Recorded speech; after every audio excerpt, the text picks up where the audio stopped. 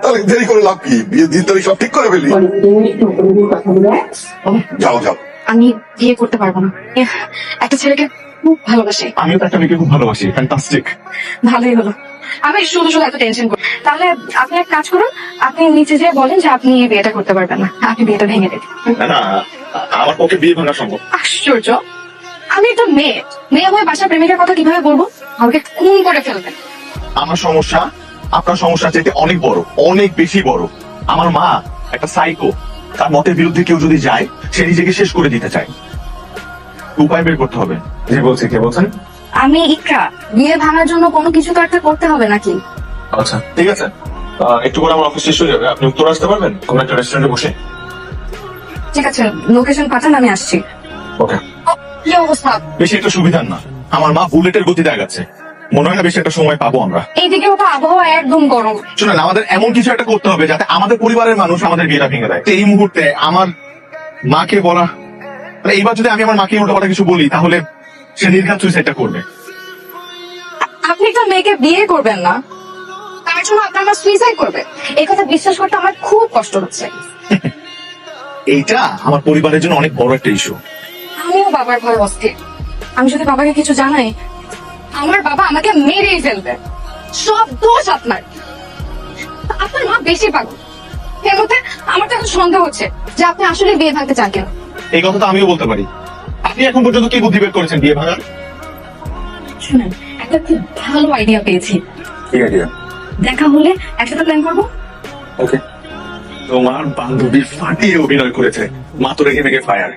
এইবার মনে হয় বিয়ের কেসটা ডিসমিস। আমার আইডিয়া তাহলে কাজে লাগছে। আমার কি যে ভালো লাগতেছে। দারুণ আইডিয়া ছিল। আমি সিদ্ধান্ত নিয়েছি 1 মাস পর তোদের বিয়ে দিব ভেবেছিলাম, হ্যাঁ? কিন্তু নাই আবার। এই সপ্তাহেই তোদের বিয়ে। কত বড় আস্পর্ধা মেয়েটা, সে কি ভেবেছে তোর মাকে? আরে একটা মেয়ের সমস্যা হতেই পারে। মা তুমি তুমি বুঝতে পারছো তুমি কি বলছো? মেয়েটার বাচ্চা হবে না কিন্তু। কার বাচ্চা হবে কার হবে না সব ওই উপরওয়ালা জানে, সেখানে আমাদের কোনো হাত নেই। বিয়ে তো কোনোভাবে ঠেকাতে পারছি না। কি করবো বলো তো? আমার বাবা আমাকে গুলি করে মেরিয়ে ফেলবে, সাথে তোমাকেও। পছন্দ হয়েছে? খুব পছন্দ হয়েছে। চারিদিকে কত আনন্দ, কিন্তু আমাদের ছেলে মেয়ে দুটোর জন্য আমার খুব খারাপ লাগছে বিয়ে সাহেব। আমারও তো খুব খারাপ লাগছে। আমাদের তো কিছু করার নাই। শুভর বাসার ঠিকানা জানা আছে? হ্যাঁ, জানবো না কেন। রাইট। আজকে আমরা শুভর বাসায় যাচ্ছি। এই রাতে? জি, এই রাতেই। শুভ আপনাকে বলেছে না যে ওর পালিয়ে বিয়ে করতে কোনো আপত্তি নেই? আপনি ওকে নিয়ে পালিয়ে বিয়ে করবেন এবং সেটাতে আমি আপনাকে হেল্প করব। বাবা মায়ের অবাধ্য হওয়া কি ঠিক হবে? আমরা তো বাবা মার অবাধ্য হচ্ছি না। আর আপনার মাঝে সুইসাইডাল, বিয়ে ভাঙলে যদি আবার উল্টাপাল্টা কিছু করে বসে? আমার পাগল মাকে এবার আমি সোজা করেই ছাড়বো। আর আমার বাবা, আমার বাবারও তো মাথা ঠিক নাই। রিস্ক হয়ে যাবে কিন্তু। আপনারা কেন? আচ্ছা আপু, এ বাসায় শুভ থাকে না? শুভর বাসায় তো শুভই থাকবো, আব্দুল কুদ্দুস তো আর থাকবো না। আপনি শুভর কি হন? ও আরে আল্লাহ রে, দেখা বুঝেন না আমি শুভর কি হই? বউ হই বউ। কি বলতে চাইছ? এত রাতে তুমি এখানে? ওকে আসলে তো বউ।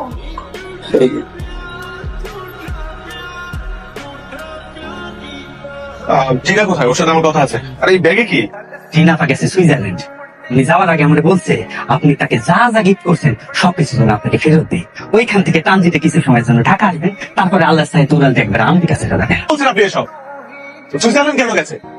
টিনা আবার বৈবাহ হয়েছে 3-4 দিন আগে, তারই নিজ গ্রামের একজন ধনী ছেলের সাথে। টিনা দেখার সাথে সাথে সে পছন্দ করে ফেলছে। এরপরে হানিমুনের জন্য আজ সুইজারল্যান্ড চলে গেছে।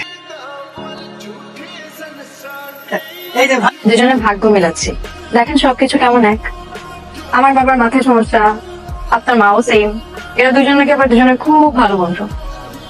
আবার আমরা দুজনেই প্রতারণার শিকার, একসাথে এক রাতে।